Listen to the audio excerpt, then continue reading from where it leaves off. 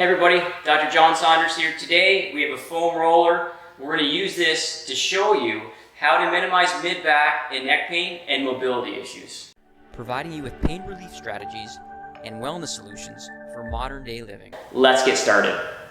One of the most overlooked parts of our spine that often get neglected and overused from our constant looking down on computers is our thoracic spine.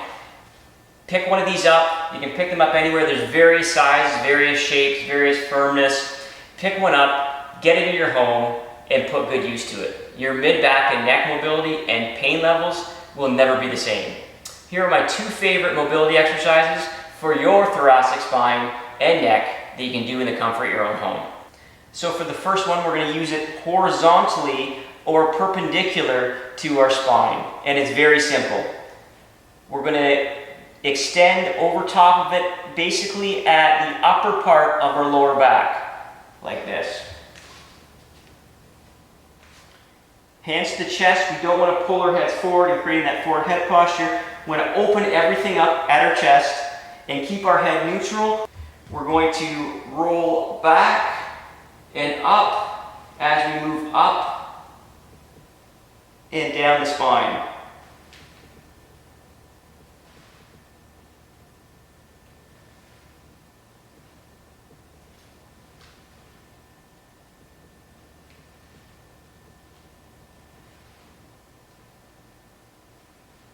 Once you've got some mobility in your thoracic spine, you can roll very slowly and controlled, trying to get some specific mobility in between your joints in your mid-back, like this.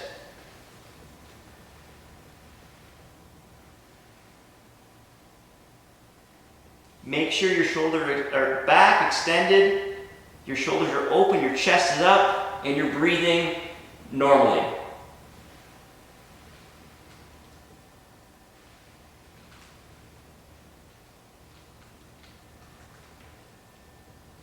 Really focus on the areas that you feel are restricted. Really focus, spend some time on those areas. Very slow movements. Let things open up. You may or may not feel a few clicks. That's okay as long as you're not forcing it. Just really focus on the restricted areas. For me personally, it's right between my shoulder blades. Feels really good when you get the right spot.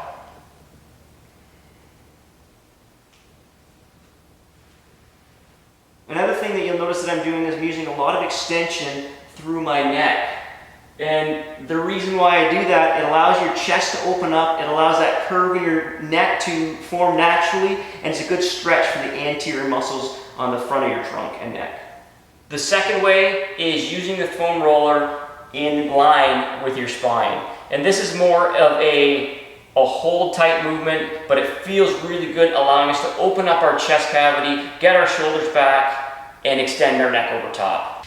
When you're getting on, very slow is the key. You want to maybe crab walk onto it, extend over top. You want to get to the top of the foam roller so your head can extend over top like this. Make sure it's nice and straight, line right up with your spine. You really want to get in a nice position. Open up the chest, get your arms out to your side. Nice, deep breaths. Really focusing on opening your chest. You'll feel everything start to relax on the front anterior aspect of your chest wall and your neck.